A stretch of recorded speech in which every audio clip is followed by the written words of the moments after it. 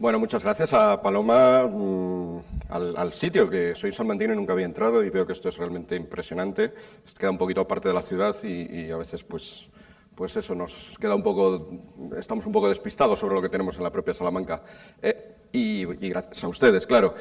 Como estarán ya pues llenos de ideas y de discusiones, he visto algunas de ellas en redes sociales, de hecho, no voy a hacer mucho prólogo. Sí, dado que estamos en un marco, sobre todo al ser Paloma nuestra anfitriona, que está en torno al mundo de la gran filosofía de Gustavo Bueno, me voy a permitir, como también hace él y como se hace en esa escuela, utilizar algún que otro latinajo y explicar que mi ponencia va a dividirse fundamentalmente en dos partes. Una de ellas sería una pars destruens, que sería una crítica, lo que también Gustavo Bueno y sus seguidores llaman triturar. Voy a intentar triturar, criticar algunas de las ideas que han sostenido en España la lucha contra la fragmentación, contra esa fragmentación que nos congrega aquí en este encuentro. Y después, no solamente voy a criticar esas ideas que hasta ahora a menudo han intentado servir para paliar o para remediar la fragmentación, sino que voy a intentar también aportar mi propia propuesta, una pars construens, una parte constructiva, en la cual expondré mi idea, que es la que tiene que ver fundamentalmente con el título de la ponencia, la idea de catolicismo, que por lo que he visto en redes, por lo que me ha comentado Paloma, pues por suerte también ya ha salido aquí, por lo tanto, a pesar de que me hubiera gustado estar todo el fin de semana, estamos en el inicio de curso, precisamente en ISEP Madrid, ¿no?, en el Instituto Superior de Sociología, Economía y Política, y me ha sido imposible. Espero, por lo tanto, no resultar demasiado extemporáneo a mi incorporación a esta conversación. Empezamos directamente como he dicho, con algunas críticas. Una crítica que, si me permiten, va a ser incluso de género biográfico. Yo mismo, a partir de una determinada edad, y probablemente nos haya pasado a todos, a partir de una cierta conciencia de quién soy, dónde estoy y qué es lo que pasa en mi país, fundamentalmente esta segunda cosa, pues nos hemos dado cuenta de que en España pasaban cosas y que una de las cosas que pasaba y que no es tan rara respecto a todos los demás países, porque es verdad que hay otros muchos países que tienen tensiones fragmentadoras parecidas. Pero bueno, esto también se aprende más tarde. Lo que uno percibe enseguida es esta cuestión, ¿no?, que esta cuestión está ahí más aparte, o a veces junta, a veces vinculada, de hecho, muy vinculada a la economía, más allá de unos partidos políticos o de otros, más allá de problemas de sanidad o de problemas de educación, hay un problema en España con la propia España, ¿no? Sin querer ponernos excesivamente trágicos, ¿no? España como problema, pues a lo mejor es una expresión excesiva, pero sí que está ahí. Entonces, a partir del momento en el cual yo me di cuenta de que esto pasaba, pues y esto ocurrió más o menos, dada mi edad, pues hacia los años 90, que es cuando podía empezar a captar esto, busqué a aquellos que podían orientarme en una línea en contra de la fragmentación. No solamente percibía esa fragmentación, sino que la percibía con disgusto. Y por lo tanto, la mayoría de aquellos que estaban abogando en esos años de una manera, quede ya claro desde el principio, que me parece heroica, aunque los haya incluido en la pars destruens, no querría por nada del mundo deslegitimarlos o vituperarlos, incluso menos, pero sí que, bueno, me gusta también ubicarlos cronológicamente. Creo que es muy significativo. Pues en aquel momento, en aquellos años 90, aquellas personas que estaban batallando contra eso, ya digo, muchos de ellos, o todos ellos, bien loables, pues lo hacían fundamentalmente de una manera. Lo hacían fundamentalmente... Estoy aludiendo a nombres como Albert Boadella, por ejemplo, que me parece que sigue haciendo cosas súper interesantes. Estoy hablando de personas como Fernando Savater, estoy hablando de personas como Arcadio Espada, estoy hablando de personas tan loables, tan heroicas como Mario Naindía, ¿no?, por todo lo que tuvo que... como también Savater, por supuesto. Estoy hablando de personas como Iván Tubau, Pacho Unzueta, recientemente fallecido, etcétera, ¿no? La lista sería larga, simplemente por poner algunos ejemplos de personas que estaban intentando combatir la fragmentación de España en aquellos años, unos antes y otros después, es cierto, no todos desde el año 1990, algunos incluso en 1990 todavía decían cosas un poco cuestionables, pero todos ellos al final acabaron evolucionando hacia una postura que prácticamente podríamos resumir de la siguiente manera. El problema de la fragmentación de España está en los nacionalismos. Los nacionalismos, el problema que tienen es que dan mucha importancia, como indica su propio nombre, a la nación. Por lo tanto, en realidad, el problema de España era un problema de nación o de naciones. Las naciones son problemáticas, no digamos ya las patrias. Uno de los autores que he citado tiene un texto contra las patrias, ¿no? Fernando Savater, pero entonces Iván Tubau también se regocija bastante en criticar, en ridiculizar todo aquello que tenga que ver con una noción positiva de patria y también incluso de nación. El problema hay que superar, según la visión un poco conjunta de todos estos autores, hay que superar la idea de nación, hay que abandonar la idea de patria. Somos muy modernos, estamos ya a finales del siglo XX y todo esto. Las patrias, las naciones han causado guerras terribles y tenemos que evolucionar hacia una especie de cosmopolitismo y de positivismo jurídico en el cual, puesto que estamos en España y hay una Constitución, pues hay que seguir la Constitución y ya está. De hecho, el nombre que reciben Girauta, Juan Carlos Girauta, dice que él es al que se le ocurrió en Cataluña, ¿no? El nombre por dar algún nombre a aquellos que se oponían al nacionalismo, pues que el nombre, el nacionalismo catalán, pues que el mejor nombre era constitucionalismo. Y está orgulloso de ello, de que sea la Constitución aquello que, como ley que es, o ley de leyes, como derecho positivo, pues es aquello que te permite defender la unidad de España sin defender todo esto que se ha diagnosticado como problemático, ¿no? La nación, sea catalana o sea española. La patria, sea catalana, vasca, gallega o sea española, ¿no? Esos son los problemáticos. Lo problemático nos ponemos frente a ellos en esa especie de patriotismo. Bueno, en algún momento se llega a llamar incluso patriotismo, pero constitucional, donde el adjetivo prima muchísimo más o intenta inmunizar el sustantivo, ¿no? Lo de constitucional es una especie de cosmopolitismo más bien, de positivismo. Todo esto, la idea de que eso cuajara al final en el término patriotismo constitucional, pertenece a dos filósofos alemanes. Y esto ya es significativo porque obviamente Alemania no tiene la misma historia que España bueno, no tiene la misma historia que ningún otro lugar del mundo, la tiene muy peculiar. Estoy hablando de Sternberger y de Habermas, ¿no? Sternberger es el que inventa el término de patriotismo constitucional, Jürgen Habermas es el que luego lo difunde, de hecho mucha gente se lo atribuye a él. Y la idea en Alemania era esta: como no podemos tener un patriotismo como los demás países, porque patriotismo significa un cierto orgullo, y el orgullo alemán pasan dos cosas: una, que ha resultado problemático, y dos, que no se puede tener un orgullo sobre nuestra historia justo porque ha resultado problemático, ¿no? Puede ser problemático hacia el futuro si nos ponemos otra vez patriotas, pero es que además, aunque no lo hiciéramos, ¿cómo vamos a sentirnos con un cierto aprecio por la historia alemana siendo lo que ha sido? Se inventa, por lo tanto, para allí, tiene un cierto éxito, se exporta a otros países y llega incluso a España. En España, además, curiosamente, el patrocinador fundamental de esta noción es el entonces, nos ubicamos ya a finales de los años 90, el entonces presidente del gobierno, José María Aznar, que la adopta de una manera, hay que reconocer, en España bastante peculiar y muy condicionada por lo que he dicho antes. El patriotismo ya no es solo el patriotismo de Habermas y de Sternberger, no era agarrarse a la Constitución actual como si fuera, a la Constitución que existe como si fuera una especie de tablas sagradas de la ley inmutables y valiosísimas. Era simplemente eso, hablar de los valores que tiene la Constitución. Como la historia de Alemania ha sido tan trágica, sin embargo la Constitución actual tiene valores como la libertad, la democracia, la paz, pues era apoyar esos valores. En el caso de la versión española de todo esto, a partir de Aznar, sí que se centra mucho como en el texto, ¿no? O sea, ser patriota constitucional es ser patriota además de esta Constitución, pero del artículo 1 al 169 y las disposiciones adicionales y todo. No es exactamente la visión de Habermas. De hecho, la visión de Habermas es problemática justo por eso, porque todas las constituciones del mundo occidental más o menos tienen esos valores, y otras lo cumplan o no. Y entonces tampoco habría mucho sentido de ser patriota alemán más que ser patriota francés o ser patriota de Liechtenstein, ¿no? Pero bueno, en el caso español, ya digo, se rebaja un cierto positivismo jurídico. Y por lo tanto, a partir de ahí, como ya digo, pues se empieza a defender España oblicuamente. No se defiende España, sino que se defiende la Constitución. O, en versiones ulteriores, pues no se defiende España, sino que se defiende la democracia, ¿no? Entonces, los que están en contra, los que fragmentan España es que están en contra de la Constitución, es que están en contra de la democracia, ¿no? Etcétera, ¿no? Hay una frase que me gusta mucho, derivada de este planteamiento, que es que acaba resultando que aquello que está entre los Pirineos y Portugal es una cosa que se llama la Constitución, ¿no? O que se llama la democracia. Es bastante pretencioso, por otra parte, pero bueno.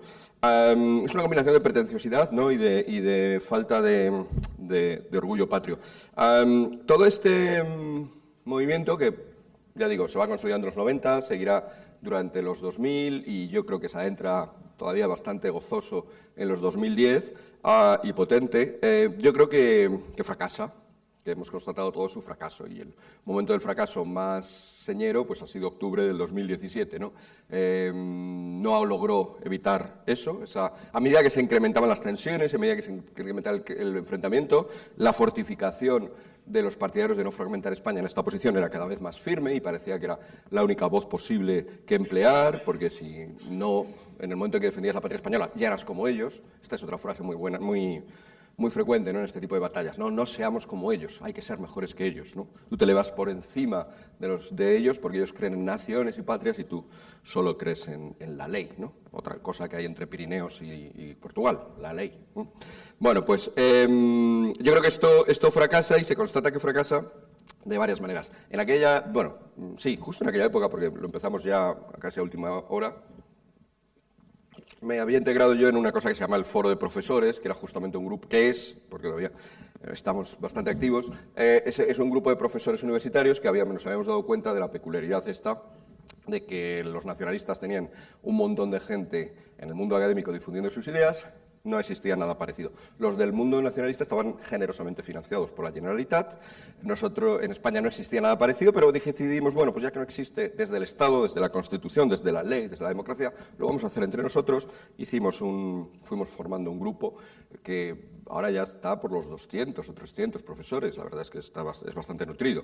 Y un poco para combatir justo el mundo académico y en el mundo de los medios, pero en el mundo de los medios si presentas con una firma de un catedrático y tal, pues a veces te publican más en el ámbito internacional, pero fundamentalmente esa tarea que no se había hecho en el ámbito internacional por parte del Estado, por parte del Gobierno, por parte de la democracia, por parte de la Constitución, pues empezamos a hacerlo y enseguida me di cuenta ahí de que, bueno, aparte de que por supuesto entre los propios profesores universitarios españoles permanecía esta visión de que había que defender fundamentalmente la Constitución, sí que se apuntaba ya otra opción, que es hacia la que voy a ir enseguida.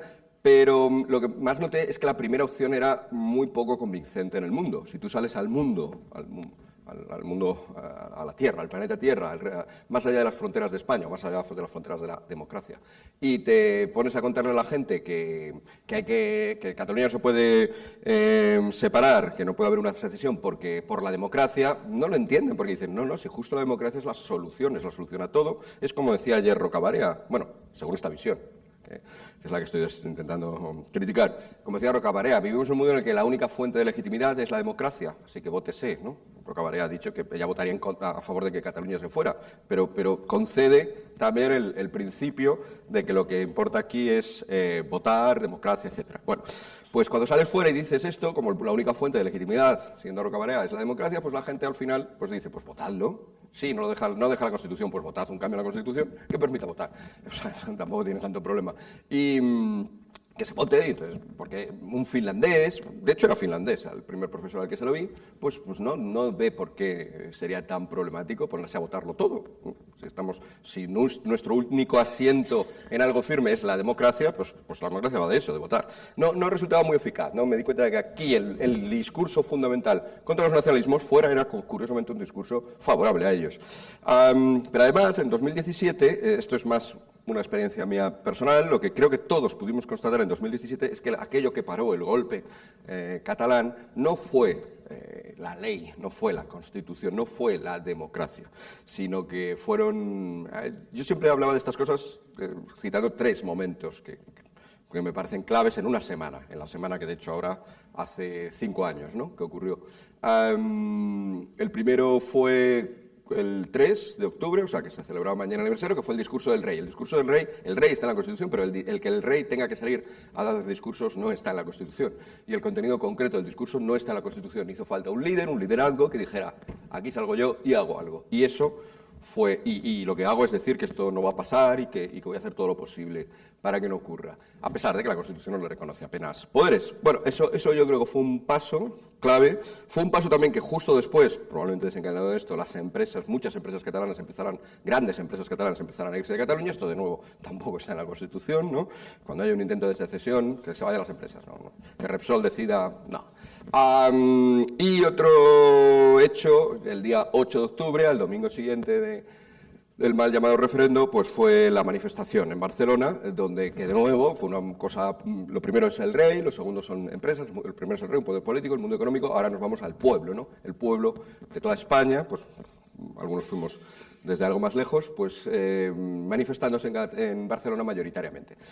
Creo que también a todo esto es quizás lo más visible, era lo que yo siempre resaltaba, alguna vez que he hablado de estas cosas en Cataluña, con gente de allí, que son los verdaderos luchadores, me destacaron, y creo que tienen razón, que hubo pequeñas manifestaciones de gente joven ya el día 2, antes de que saliera el rey, el día 3, en momentos complicados, porque todavía no se había visto todo este precipitado de acontecimientos, y quienes conocemos un poco la historia sabemos que esto de las revoluciones depende mucho de pequeños momentos al principio que de repente, de manera fractal, se multiplican, ¿no?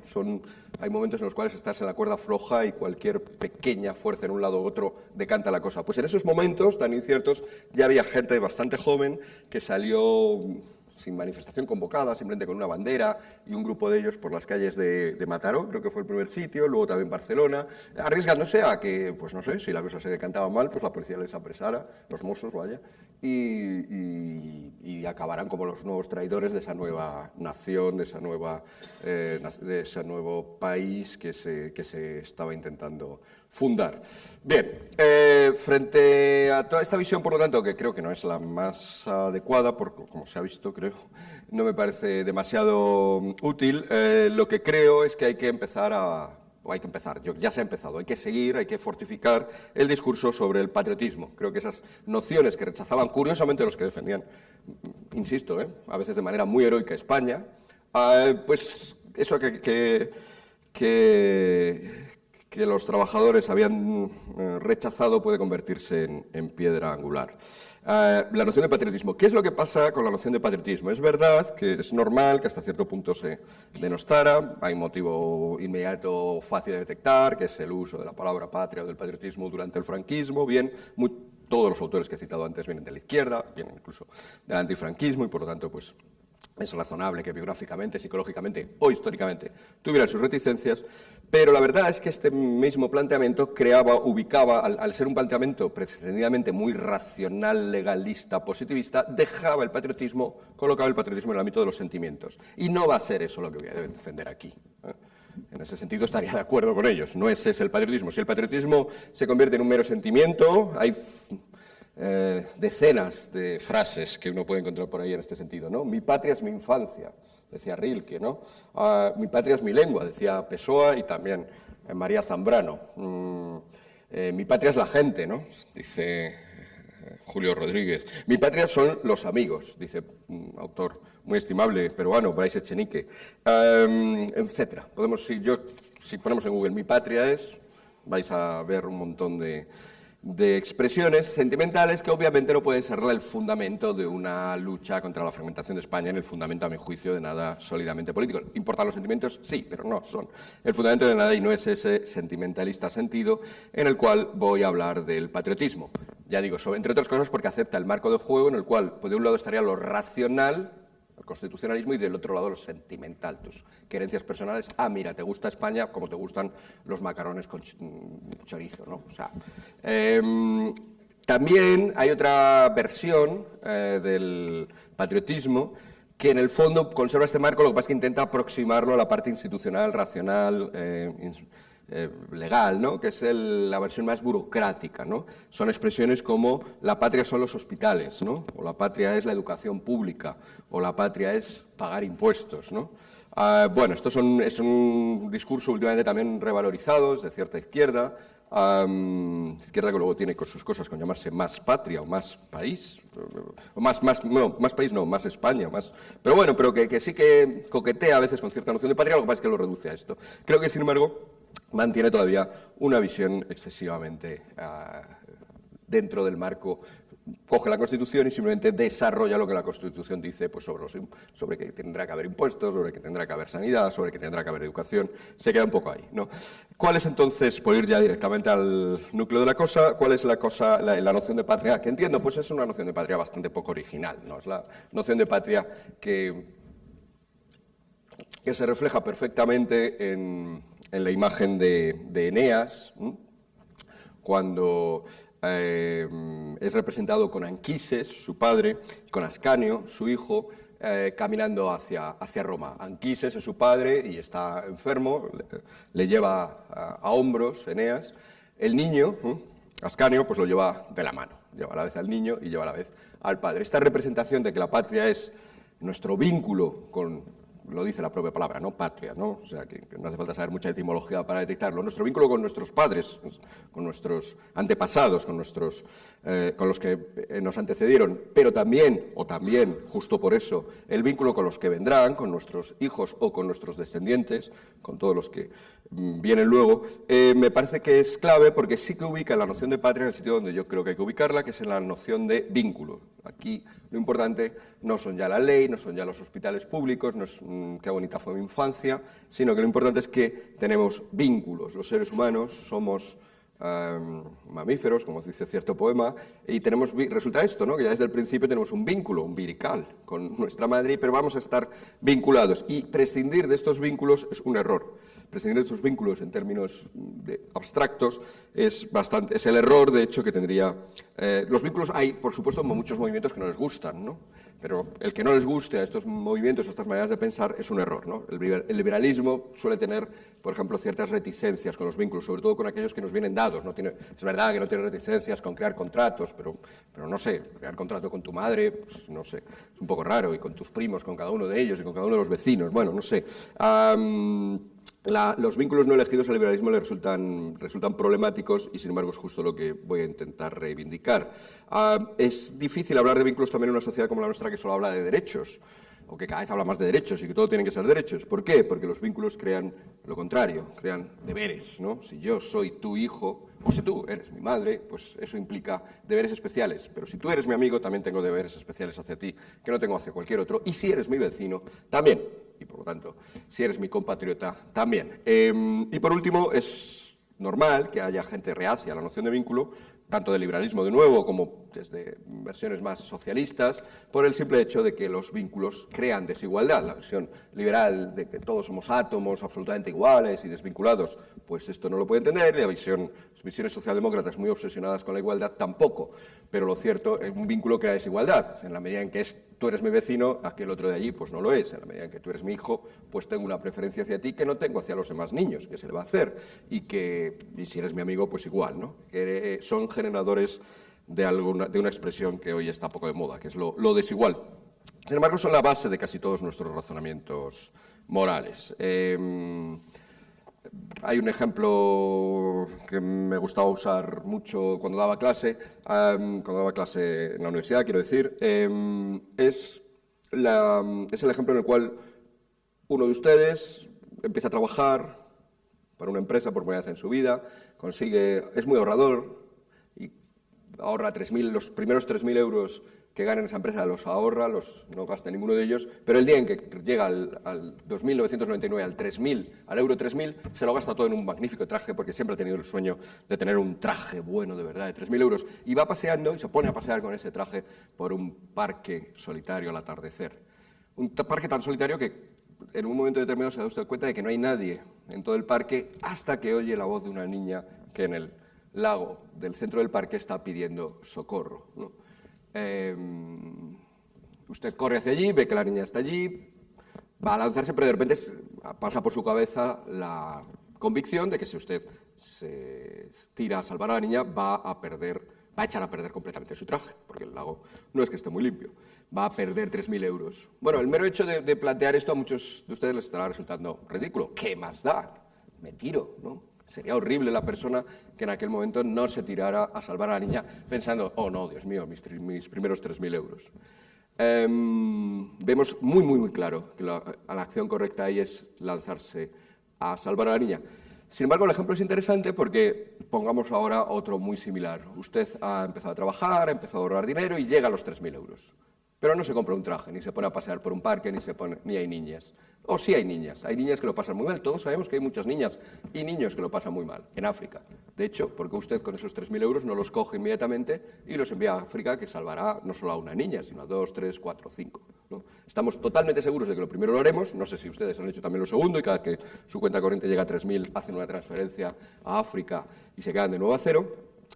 Por el hecho de que cómo no van a salvar a las niñas, ya digo, en vez de una, esta vez son 2, 10 niñas, y sin embargo, incluso si lo hacen, se darán cuenta de que las dos situaciones son disímiles. ¿Y por qué son disímiles? Pues la única explicación, si nos ponemos a darle vueltas, de que sean disímiles es que en el primer caso hay un vínculo minúsculo, porque esa niña ustedes no la conocen, esa niña no es su amiga, no es su sobrina, pero el mero hecho, el mero vínculo de estamos ambos aquí, somos los únicos que estamos en el parque, ya crea una obligación fortísima, la de dar 3.000 euros, obligación que nos sentimos cuando la persona está en un país lejano, o no sentimos con la misma potencia. Por supuesto, algunos de ustedes habrán donado 100, 200, 300, 500 y más dinero, pero no la sentimos con esta necesidad continua de estar transfiriendo todo el dinero que tenemos hacia allí.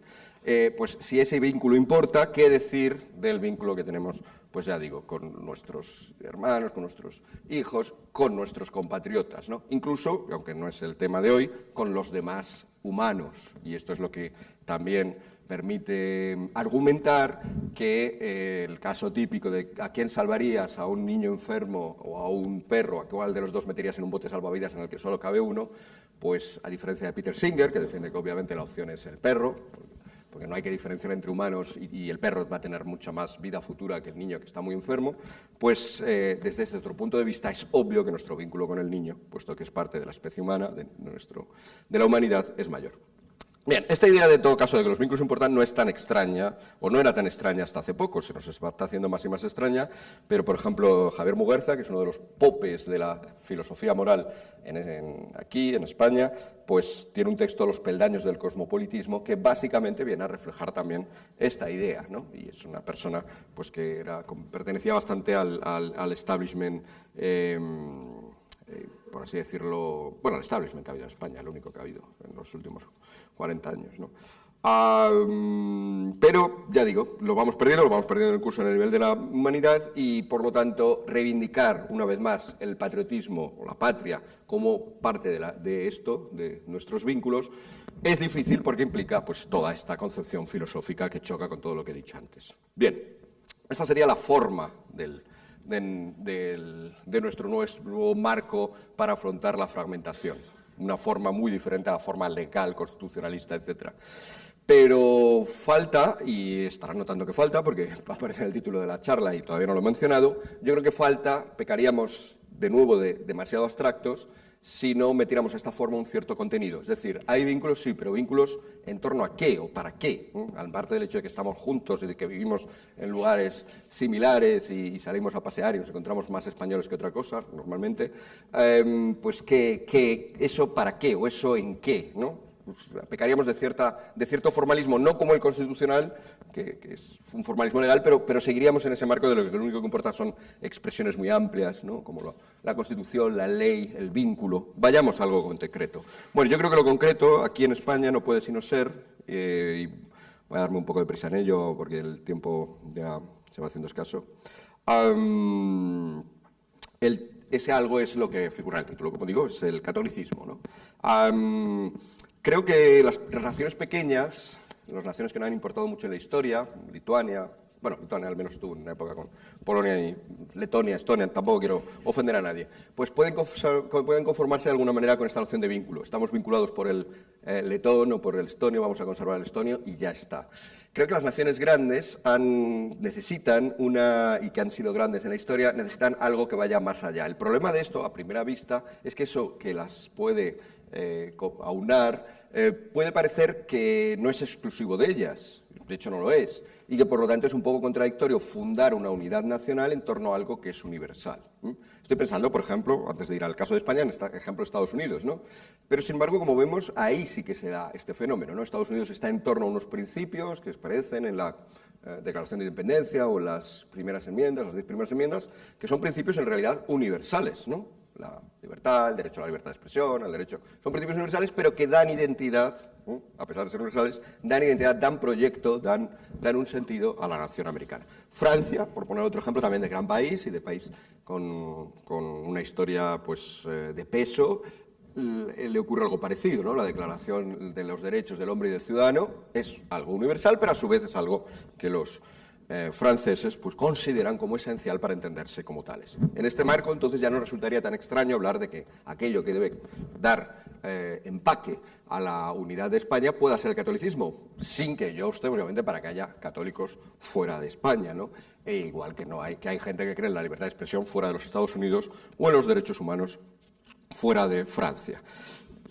La segunda aclaración rápida que quiero hacer es que cuando hablo de catolicismo no hablo de catolicismo como fe.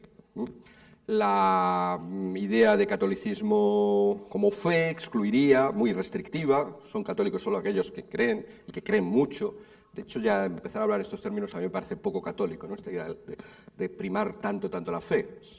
Tiene una evidente resonancia luterana, pero esto excluiría fenómenos, si lo consideramos aquí, esto excluiría un montón de fenómenos muy interesantes. Uno de ellos no está tan cercano como como ya he empezado, homenajeando el de Gustavo Bueno, que se consideraba católico ateo, ¿no? O ateo católico, ¿no? No sería comprensible eso si el ser católico tuviera que ser una fe, porque resultarían contradictorios ambos términos, y Gustavo Bueno no estaba siendo contradictorio. Creo que Paloma también, es nuestra anfitriona, también alguna vez se expresa de manera parecida sobre ella misma.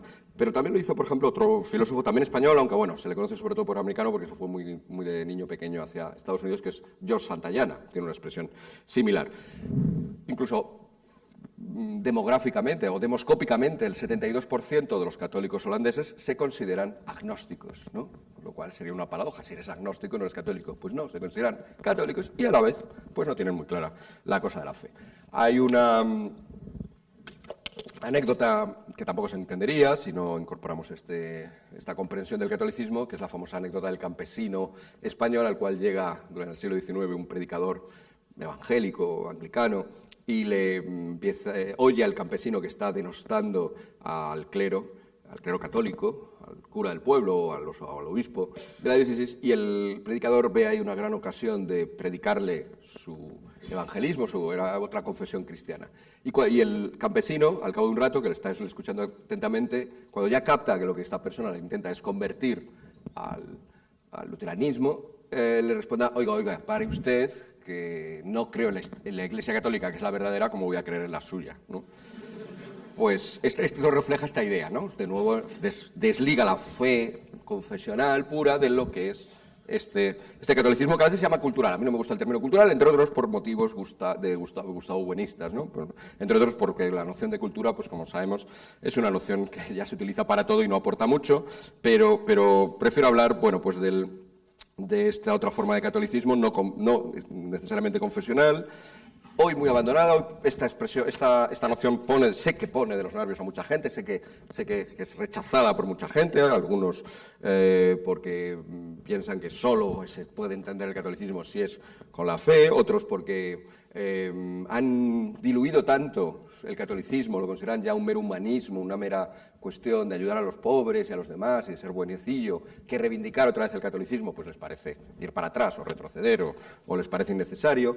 Hay toda una discusión muy interesante porque además ahora se va a publicar, se va a traducir al castellano, se está traduciendo ya, se va a publicar la traducción de un texto de Chantal del Sol que se llama El fin de la cristiandad, que aborda muchas de estas cuestiones y que en Francia ha generado un debate importante, espero que también lo genere aquí, y la tesis de Chantal es un poco esta, ¿no? Que la cristiandad ya ha terminado y que, bueno, lo que tenemos que tener es otra cosa. De nuevo, pues, todos los que se abonan a esta idea, pero pienso que esta idea, en el fondo, la idea de la cristiandad no es que se haya acabado el cristianismo, es la cristiandad como cultura, justamente aquello que estoy intentando reivindicar, ¿no? Entonces, que los cristianos, los católicos, lo que tienen que hacer es formar sus pequeñas comunidades, pues eso, hacer sus misas y rezar a sus cosas y entender, sin embargo, que el mundo en el que viven ya no es católico ni puede ser católico y que, por lo tanto, pues la religión se queda en una cosa privada o de gueto, no solo privada contigo mismo, sino sino con gueto, ¿no? Esta visión es está muy extendida entre personas que piensan que es la única salida, ¿no? Y de nuevo, entonces, a este tipo de personas les resulta extraño que alguien reivindique la cristiandad,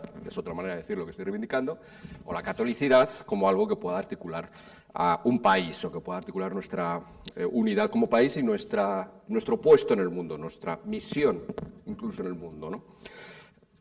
Por decirlo de otra manera, yo creo que la mayoría, al menos de los que yo he hablado, la mayoría de los obispos incluso se apuntan a la tesis de Chantal del Sol. O sea, y esto no significa que sean obispos no creyentes, ¿no?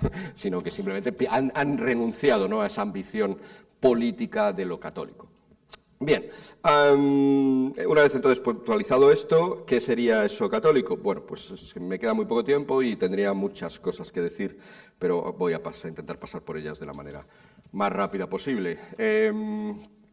Escribí un texto, por otra parte, que creo que lo voy a hacer muy mal porque voy a ir muy rápido, por si alguien quiere comprobar que no siempre lo hago igual de mal. Si lee ese texto, probablemente pueda iluminar un poco lo que voy a decir ahora deprisa. El texto se titula ¿Por qué te vienes bien ser católico aunque no creas en Dios? Y es una defensa de lo que ahí llamo, con un anglicismo, Catholic Way of Life, pero lo del anglicismo es intencionado pues para contraponer al American Way of Life, ¿no? Hay una forma de vida católica, hay una manera de vivir en católico, es también una manera de evitarlo de catolicismo cultural, llamarlo catolicismo cultural por la noción de cultura, lo que he dicho antes, que creo que puede articular nuestra identidad como nación. ¿En qué consistiría?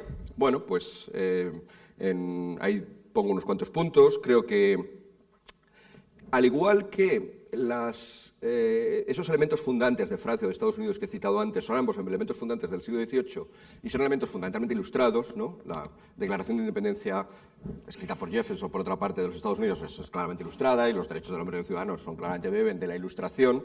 Yo creo que esta identidad católica española tendría que estar también, o recuperada, tendría que estar muy ubicada en este momento histórico nuestro, en la tercera década ya del siglo XXI.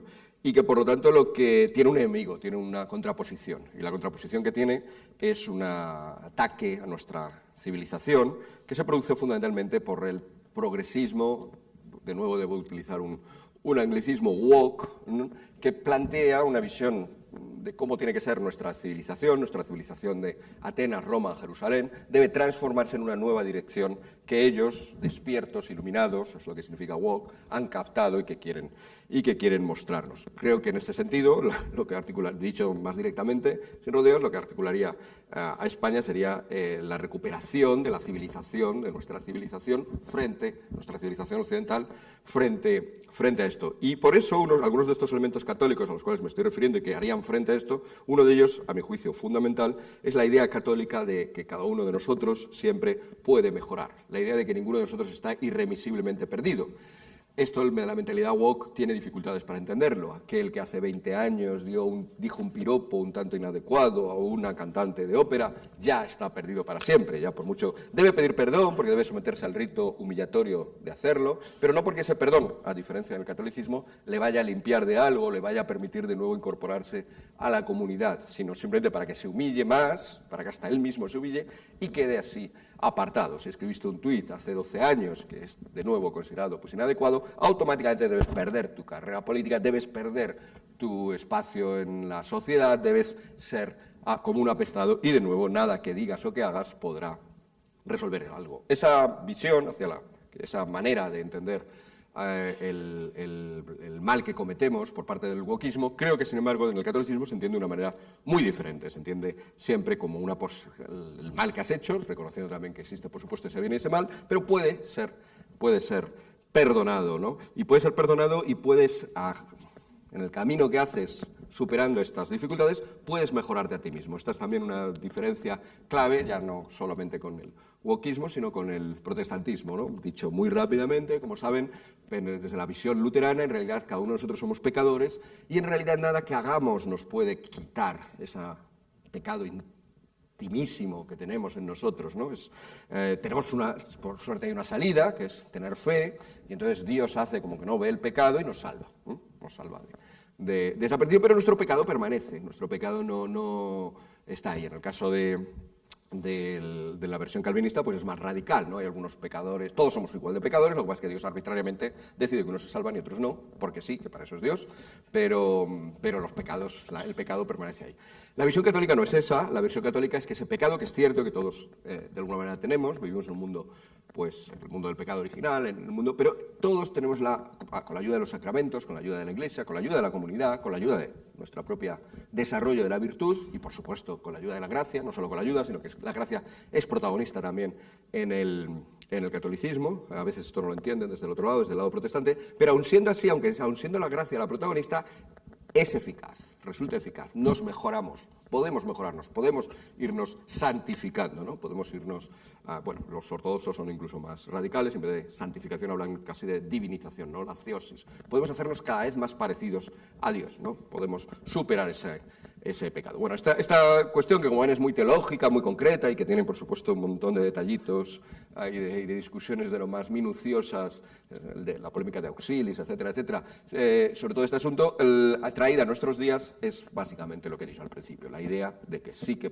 cada uno de nosotros puede mejorar. Cada uno de nosotros merece que se le preste atención por sí mismo, por lo tanto nadie está perdido irremisiblemente. Esta idea es tan católica. Uno de mis maestros, Mario Perniola, en un libro muy interesante, desgraciadamente no traducido todavía al castellano, del sentir católico, pues va justamente a estos asuntos también, de qué significa ser católico, por parte de una persona como él, que era también, es otro de los ejemplos de persona que podríamos considerar ser católico cultural, no era una persona de fe intensa, pero hace una reivindicación del catolicismo muy interesante, y todos los factores en los cuales pone el foco es la idea, es en esta idea que estoy diciendo, de que todos importamos, de que nadie está perdido, de que todos nuestros prójimos deben ser tenidos en cuenta por sí mismos, y lo que destaca como factor del catolicismo que diferencia, de nuevo claramente, de las versiones protestantes es la atención al pobre, que en el caso del luteranismo, el calvinismo, etcétera, bueno, pues como sabemos, por Weber y demás, a menudo,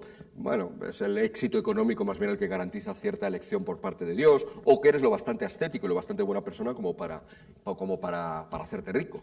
Mientras que en el catolicismo todas estas ideas nos resultan extremadamente extrañas, ¿no? Nos parece justo lo contrario, que es claramente el pobre, aquel al cual tenemos que ayudar y al cual tenemos que prestar atención en especial, justo porque es una atención que no recibe recompensa recíproca, ¿no? Ayudar a cualquier otro, puedo hacerlo esperando que algún día él haga algo por mí. El pobre, por definición, como es pobre, nunca me lo va a devolver. Y es ahí donde se encuentra más hermoso que si le ayudes solo por ser él, no por lo que luego él me vaya a dar. Rompemos la lógica mercantil, rompemos la lógica del intercambio. Y más aún, si esto ocurre con el pobre, más aún con el alma ya muerta de alguien, ¿no? Y es la noción también típicamente católica del purgatorio. Ahí Perniola localizaba un acto de generosidad extrema, ¿no? Hacer algo por un muerto, pues ¿qué voy a esperar del muerto, ¿no? Si ya está muerto, como del compensa posterior. Y sin embargo la insistencia en que esto se tiene que hacer así, en que tienes que actuar también, que puedes actuar también para ayudar a las ánimas del purgatorio,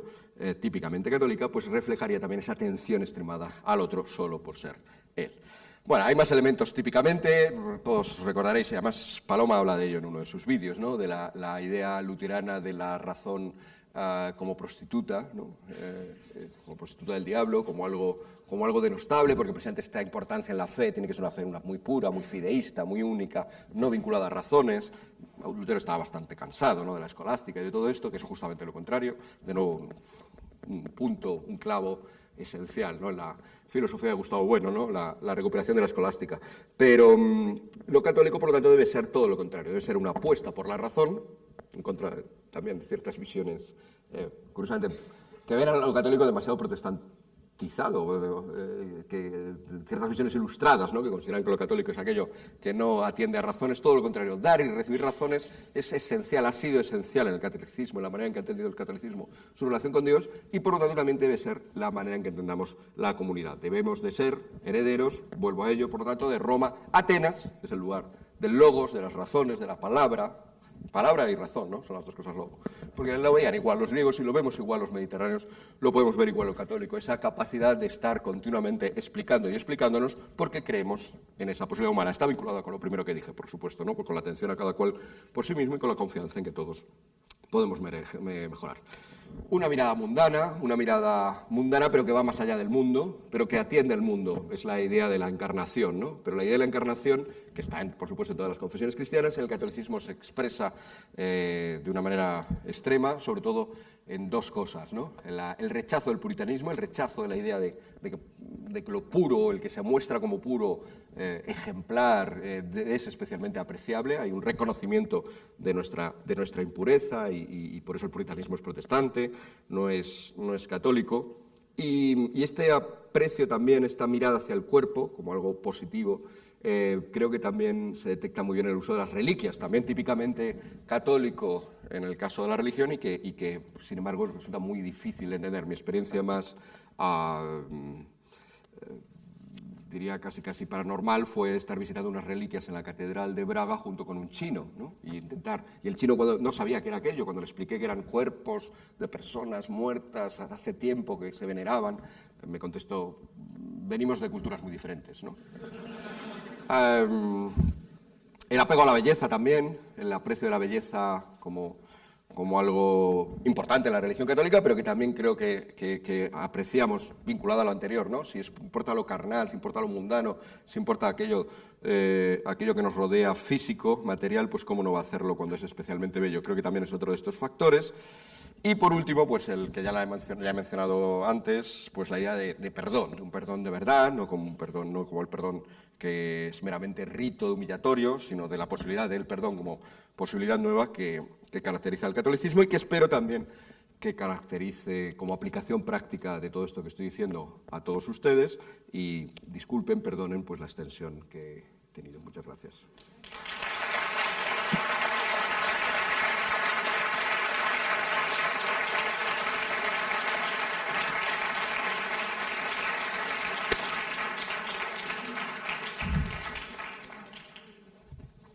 Hola.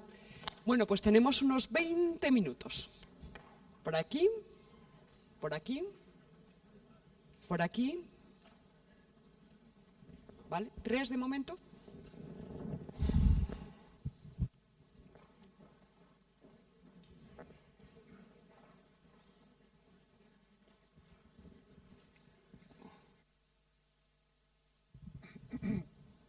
Saludos, gracias. Quiero resaltar lo de los vínculos, ¿no?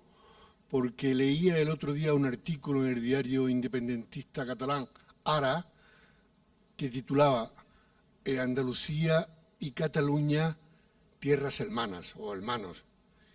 Bueno, no se puede usted ni imaginar en los comentarios de los lectores la crítica tan profunda y tan dura que hubo a la palabra hermanos. De gente que diciendo que de hermanos nada, pero de nada. Me llamó muchísimo la atención, hubo casi una criminalización de la escritora, de la autora del artículo, pidiendo incluso que la echaran del periódico, y me llamó la atención. Por eso creo yo que esto de los vínculos es algo bastante poderoso que nos une bastante a todos los ciudadanos y a todas las personas de este país llamado España, ¿no? Más allá, no entro en esos vínculos también, en ese sustrato religioso y espiritual que también tiene su importancia, pero lo que nos vincula a la tierra, esto de esa vinculación con los padres, con los hermanos, con los vecinos, es fuertísima y llamo la atención de eso. Nada más, gracias. Sí, además, la operación real que ha tenido el nacionalismo, por ejemplo, en Cataluña no ha sido, aunque también, pero no, lo fundamental no ha sido deslegitimar la ley o deslegitimar la Constitución o deslegitimar ni la democracia. De hecho, ocurría lo contrario, ¿no? Se planteaba el referéndum como una expresión de la democracia. La función fundamental que se ha tenido es la ruptura de vínculos, ¿no? A través de la lengua, a través de la educación, a través de una visión sesgada y peyorativa del resto de las regiones de España, y entonces, lógicamente, pues sin haber leído el artículo, ya solo ese título va contra ello y es normal que se reaccione mal porque rompería esa dinámica. Pero a mí lo que me interesa es que desde el otro lado no nos hemos dado, o yo al menos, o bueno, muchos, nos hemos dado cuenta hasta muy tarde, que es que eso era lo esencial, los vínculos, porque era lo que de hecho se estaba rompiendo y era lo que permitía la ruptura ulterior, la ruptura esa luego ya sí constitucional o legal. Muy bien, muchas gracias por la intervención, muy interesante. Yo tengo dos preguntas. La primera es si podemos considerar que el wokismo es el resultado de una mezcla de un protestantismo degenerado junto a la escuela de Frankfurt, la de construcción, y que no es extraño que haya salido en la costa esta de los Estados Unidos, que era donde llegaron las brujas de Salem y donde fueron los profesores de la escuela de Frankfurt. Entonces, esa es mi primera pregunta. Y la segunda, si el catolicismo en España o incluso en Europa, bueno, ampliando al cristianismo, porque vemos que también las iglesias protestantes están de capa caída completamente, y la opción católica no triunfa, ¿no corremos el riesgo de que Europa se convierta en una tierra del Islam? Y no únicamente por el nacimiento, bueno, la cuestión demográfica, sino porque los nietos del 68 y los hijos del posmodernismo se van a hacer musulmanes, porque el Islam les va a dar un marco de convivencia, un marco del bien del mal, de la trascendencia, de la familia. Y sobre todo, a lo mejor lo que va a pasar es que los hombres en 30 o 40 años nos vamos a hacer musulmanes porque va a ser la revancha contra las Irenes Montero. Entonces, yo creo que suena un poco de risa, pero hay que considerar la fuerza del Islam como opción, sobre todo a los hombres, de recuperar el rol en la sociedad. Muchas gracias. Sí, muy interesante. Sí, lo primero, totalmente de acuerdo, y evidentemente cuando hago si hay que hacer un estudio más pormenorizado del wokismo, hay que referirse a estas cosas, a la Escuela de Frankfurt, por supuesto, que es la que, sobre todo, Sí, ahora voy. Sí. A la Escuela de Frankfurt, en primer lugar, que es la que pone de manifiesto que las identidades deben ser el nuevo sujeto de la revolución, dentro del marxismo. Está la idea de la revolución, la idea de superar las opresiones, pero en vez de serlo el proletariado, la clase que va a ser sujeto de la revolución, empiezan a serlo pues las mujeres, empiezan a serlo las razas, empiezan a serlo las orientaciones sexuales, etcétera, etcétera. Y eso está ahí. Con Marcuse estuvo en la otra, pero bueno, las dos costas son la cabecera intelectual, no en la otra costa, digo, en la costa del Pacífico, las dos costas efectivamente son la cabecera. Y luego la noción de que es una...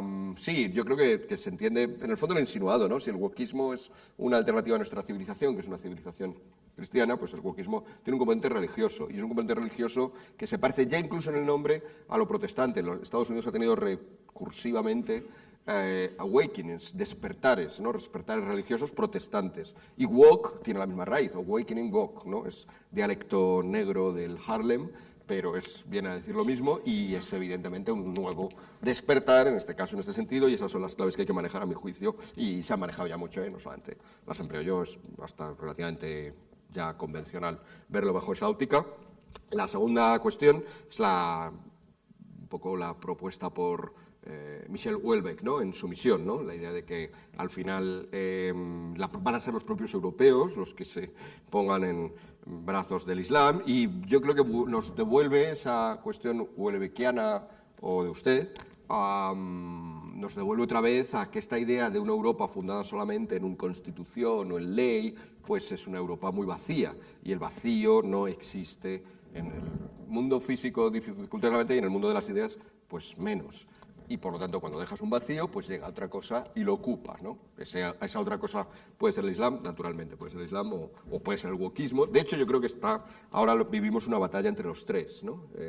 En Occidente, ¿no? Entre esas tres propuestas civilizatorias, como la mayoritaria maltrecha y denostada, pero la mayoritaria de alguna manera sigue siendo la primera, la civilización occidental, lo que llamamos civilización occidental, la cristiana, Atenas, Roma y Jerusalén. Las otras dos, wokismo e Islam, están aliadas, aunque son muy diferentes. Por ejemplo, en factores como los que usted ha dicho, ¿no? La visión que tienen de la mujer son radicalmente, pero como son las minoritarias, de momento están aliadas, pensando las dos que cuando ya triunfen sobre lo difícil, sobre lo cristiano, pues luego será muy fácil ya vencer a la otra, que es más pequeñita.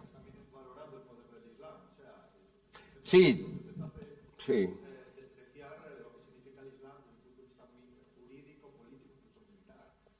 Sí, ese es el error. La parte wokista olvida que el Islam tiene luego detrás una retaguardia de países donde el 98-99% de la población lo es, o sea que no es tan fácil. No va a ser, cuando encima además acaben con el cristianismo, con la cultura, con la civilización cristiana, pues no va a ser tan difícil. Sí, pero también es verdad que el wokismo tampoco es tan absurdo. Hay que tener en cuenta que todas las grandes empresas, todas las grandes organizaciones internacionales están de su lado, y eso también es un cierto poder. Y eso puede ser más potente, sí. Yo en todo caso espero que no comprobemos cuál de los dos gana. Espero. Bueno, enhorabuena por la conferencia en primer lugar. Yo quería plantear lo que me parecen que son dos dificultades a sus planteamientos para que un poco me los evalúe, ¿no? Diga si de verdad pueden ser dificultades serias o simplemente pues no es así, ¿no? La primera dificultad tiene que ver con el vínculo y con lo que viene a ser la geolocalización del vínculo, ¿no? Que muy bien has puesto sobre la mesa, ¿no? La importancia de que al final ese vínculo es local, tiene que ver con un territorio, con una capa basal, con unos recursos y tiene también que ver, pues, con el ejemplo que ponías, ¿no? Del parque.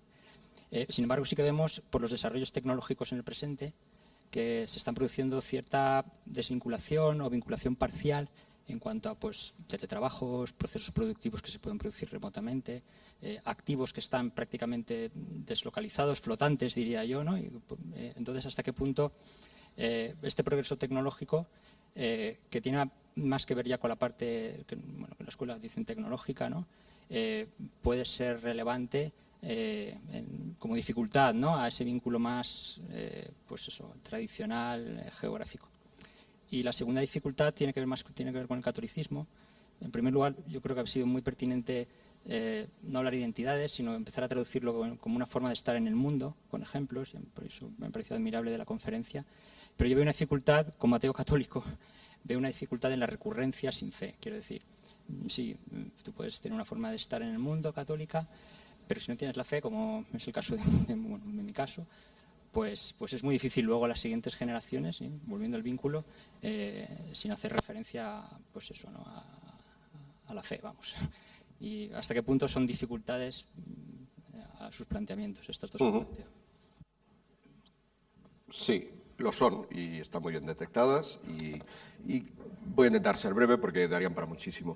Efectivamente, bueno, lo primero, es verdad, la tecnología y lo que llamamos globalización, la deslocalización genera dificultades para la noción tradicional de vínculo. También da nuevas oportunidades. Estoy bastante seguro de que todos los que ustedes que están aquí no se conocían antes, ni se han pasado del boca a boca el venir aquí, sino que lo han conocido precisamente gracias a esas posibilidades tecnológicas que son las redes sociales, Internet, y pueden crear vínculos aquí, podemos crear vínculos aquí gracias a esto. Pero sí, por cierto, otra de las dificultades, aparte de todas estas para los vínculos, lo hemos vivido durante la pandemia, ¿no? Ha sido un momento clave de desvinculación, ¿no? No podíamos ni siquiera reunirnos con alguien cara a cara. Pero si empezamos a pensar en las potencialidades que tienen esas tecnologías, que son bifaces, como tantas veces ocurre con la tecnología, no siempre, como dicen algunos, pero muchas veces sí, que tiene esa doble faz que tiene la tecnología y que nos permite crear nuevas comunidades, nuevos vínculos, nuevas maneras de vernos, puede hacer entender que quizá he sido yo el que me he quedado un poco cauto al hablar solamente de unidad de España o al hablar solamente de combatir la fragmentación de España. Quizá, y de hecho me hubiera gustado hacerlo, pero digo, si me meto aquí ya se me va el tiempo por todas partes, quizá es indisoluble de la idea de España como nación, la idea de imperio. Tengo una idea no sorprendente en ámbitos cercanos a Gustavo Bueno. Un imperio obviamente hispánico y católico, de imperio católico. O sea, dicho de otra manera, lo que estoy queriendo decir es que el proyecto de España tiene que ser un proyecto de imperio católico. Y en ese sentido, ese imperio hoy no va a ser, obviamente, a través de enviar pues carabelas no sé, a la costa de Cartagena de Indias, sino que puede serlo también gracias a la tecnología, a esa vinculación fácil que con gente que físicamente está muy lejana de nosotros, como son el resto de hablantes del español, pues sí que podemos crear gracias precisamente a eso. Esta misma ponencia podría estarse retransmitiendo en otro sitio y yo, pues sin moverme de casa durante la pandemia, di conferencias en Chile y en Perú. Esto sería impensable, ¿no? Hace un tiempo y si no fuera por la tecnología. Luego, si empezamos a pensar no solo en los contras que existen, sino también en los pros y hacemos que nuestra ambición sea incluso mayor, más allá de las fronteras de España como nación, pues creo que la cosa ya no se vuelve tan oscura. La segunda cuestión, claro, cuando no hay fe, un catolicismo sin fe, ¿hasta qué punto se puede perpetuar o puede cundir? Es muy curioso porque usted se ha autoidentificado como ateo católico. Es curioso porque esa misma crítica me la ha hecho tal cual un obispo, Ignacio Murinilla, ¿no? Obispo de Orihuela, Alicante. Él lo hace desde el otro lado y lo hace, como corresponde a un obispo, por otra parte, y me parece perfecto que lo haga, diciendo, y por lo tanto esto del catolicismo como forma de vida, como way of life, se queda corto, hay que ser católicos de verdad, etcétera, etcétera. Pues claro, un obispo que nos va a decir. Pero creo que tanto en el planteamiento de Munilla como, no sé si en el suyo, pero a veces cuando se abordan estas cosas, se olvida que el catolicismo nunca ha sido una cosa, o sea, el catolicismo como fe, como creencia, como religión vivida, nunca ha sido esa cosa intensísima que a veces extrapolamos hacia el pasado. Pero justamente extrapolamos porque como ahora solo los muy católicos van a misa, solo los que se sienten con una vida de fe muy fuerte, pues aguantan, pues eso, ir cada 7 días a misa, a confesarse, escuchar al Papa, etcétera. Pues lo extrapolamos hacia el pasado de una manera errónea. Quiero decir, no siempre todos los católicos o en las sociedades católicas todo el mundo ha creído tantísimo. A Santa Teresa de Jesús, ella misma, para empezar, pero también cuando se va al monasterio de la Encarnación, pues lo que ve ahí pues, no es exactamente una vida de fe intensa, sino todo lo contrario, ¿no? Monjas que tienen a sus sirvientas, que se tiran todo el día afuera, prácticamente solo van allí a dormir, como los presos estos en 3er grado, que tienen una vida mundana, tal. Entonces, claro, si ahora, 500 años después, casi 500 años después, nos ponemos a decir, bueno, pues había muchas monjas más que ahora, sí, pero ¿qué monjas? ¿No? O sea, ¿qué monjas? Y no lo digo yo, lo decía la propia Santa Teresa, que dice, vaya monjas, y funda el Carmelo, pues refunda el Carmelo, ¿no? Y funda San José, funda otra cosa distinta que se tome, y son 12, ¿no? Funda 12 de las otras 200 o 300 que hay en la Encarnación, que son las que piensan que sí que lo van a llevar a cabo. Y yo creo que en general esta ha sido la experiencia común. De hecho, creo que es lo que explica también, o sea, es muy acorde al catolicismo, puesto que en el catolicismo importa la comunidad, puede contemplar con más benevolencia el hecho de que dentro de la comunidad seamos diferentes incluso en eso, nuestra vida de fe, y no todos estemos haciendo esa profesión continua, profunda, introspectiva de mi vinculación con Dios, que a veces parece que sí que pide el protestantismo, ¿no? Porque precisamente como pierdes la comunidad o la minoras de importancia, es ya muy importante tú como individuo, tu relación con Dios. En sociedades católicas es importante tu relación con la comunidad, y toda comunidad, por definición, y no hace falta simplemente recurrir a San Pablo en la Carta de los Efesios, pues es un cuerpo, y como un cuerpo pues puede tener funciones muy distintas, no solo distintas, sino contrarias, ¿no? En nuestro cuerpo las arterias y las venas hacen justo lo contrario.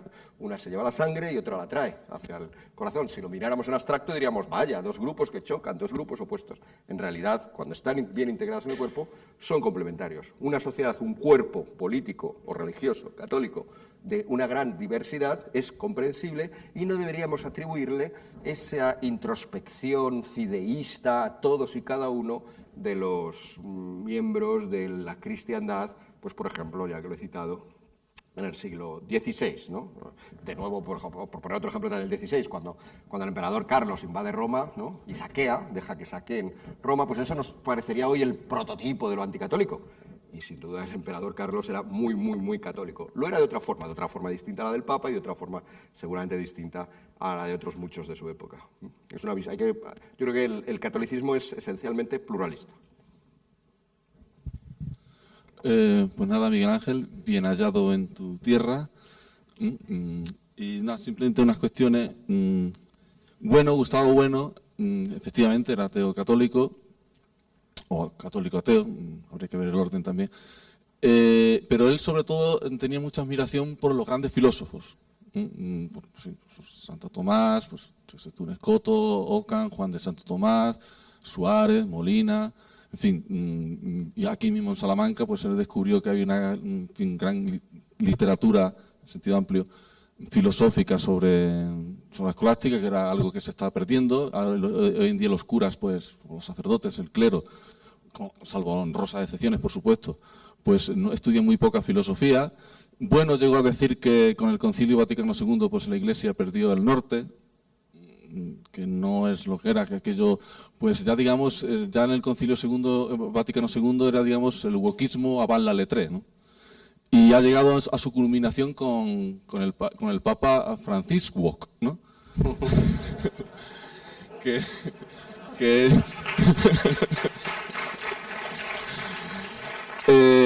con la Agenda 2030 hasta las orejas, vamos, de una manera ya descarada. Es verdad que el humo del infierno empezó a entrar en la Iglesia, pues eso, ya en los años 60 con el Concilio Vaticano II, pero ya ha llegado a un extremo que es, bueno, que el Papa ya perdió perdón también por los crímenes de, no sé qué se está inventando este hombre, de América, en fin, con la conquista española, en nombre de la Iglesia, cuando hay que decir que el catolicismo es una religión católica, católica significa el todo, ¿no? Catolo, ¿no? Es universal, es universalista, ¿no? Y claro, lo es por el Imperio Español, porque si no sería pues una secta protestante a ese nivel, claro. Hay que recordar que aquí esta mañana Tirana Guerrero ha dicho que en Estados Unidos la religión más numerosa, que tiene más fieles, es el catolicismo. Porque claro, los protestantes serían anabaptistas, que si testigos de Jehová, que si luteranos, etcétera, etcétera. No tienen la unidad que tiene el catolicismo, ¿no? Y claro, este catolicismo pues ya se está, digamos, debilitando por esa infiltración que ya decía Ricardo de la Cierva en su libro La infiltración de la masonería y el comunismo bueno, en este caso sería más bien la socialdemocracia o, digamos, un típico de política o de ideología socialdemocratizante, como es el wokismo o el globalismo, ¿no?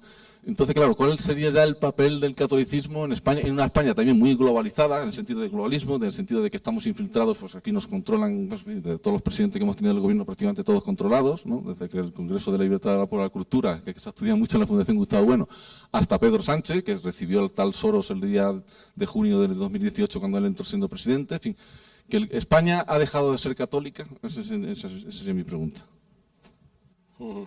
Vale, varias cosas. Sobre el Papa, hay que reconocer, en honor a la verdad, que justo a inicios, es quizás un poco tarde, pero bueno, nunca, es verdad que a menudo el pensamiento de la jerarquía católica nunca se ha distinguido por estar al cabo de la calle inmediatamente con los movimientos intelectuales. Un poco tarde, a mi juicio, pero sí que a principios de este año, del 22, hay ya declaraciones de Francisco en contra del wokismo explícitamente, ¿no? Habían sido precedidas por el arzobispo de Los Ángeles en una locución que hizo a un congreso en el CEU San Pablo. Lo hizo desde, tenemos un ejemplo de esto que decía antes, de los usos, bueno, él permanecía en Los Ángeles, pero la hizo para un congreso aquí en España. Y es la primera vez que alguien de esa categoría, probablemente se me escape, no he hecho un estudio exhaustivo, pero bueno, intento estar bastante atento a estas cosas, es la primera vez que un miembro tan importante de la jerarquía hablaba explícitamente en contra del wokismo, ¿no? Este arzobispo de Los Ángeles fue en noviembre, el Papa en enero, creo recordar, pues también se une a ello y ya ahí se ha percibido algo, se ha percibido que la cosa no va bien y no le va bien al catolicismo si coleguea con algo como el wokismo. Sobre las peticiones de perdón, yo en realidad del Papa, la última fue en Canadá, ¿no?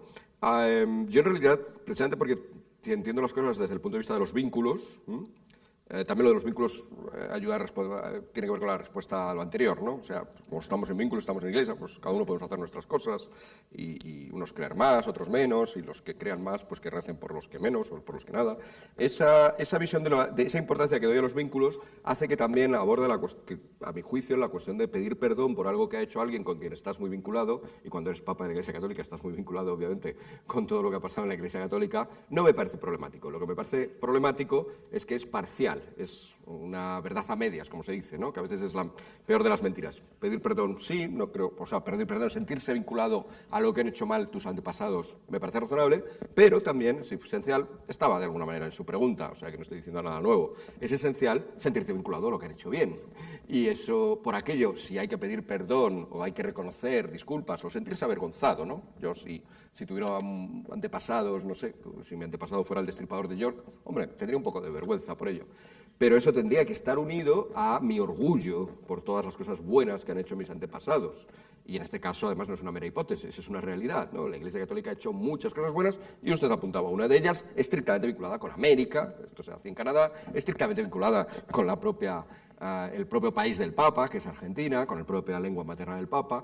Y esto es lo que le falta, a mi juicio, es el fallo. El Papa nunca ha dado gracias a España por llevar el catolicismo, y es lo que tendría que hacer. Porque, igual que pide perdón, es la otra parte. Es verdad que, como sabemos, pues seguramente hay cosas ahí en su mentalidad, precisamente pues, anticolonialistas y este tipo de cosas que se lo impiden. Y que creo que podemos, aunque he dicho al principio que hay que nunca perder la esperanza con nadie, que es lo típicamente católico, pero yo con el Papa casi la he perdido. Pero a lo mejor nos sorprende un día y sí que da gracias a España, entre otras cosas, porque usted lo comparaba con el jefe de una secta. A mí me gusta compararlo más bien con el patriarca de Constantinopla, que tiene unos poquitos fieles y tal, un cierto prestigio y poco más. El Papa de la Iglesia Católica, si no se hubiera descubierto América, si se hubiera sacado el catolicismo de Europa, pues sería ahora una cosa muy minoritaria, porque efectivamente en España pues, cada vez quedan menos, unos pocos en Francia, habrá otros pocos en Italia, el norte sería todo luterano, o sea, sería una cosa absolutamente reducida, su voz no contaría para nada. Por lo tanto, es contradictorio que cuando él se pronuncia y sabe que le van a escuchar muchos, no agradezca aquello que le permite que le escuchen muchos. Sí, estoy de acuerdo con eso.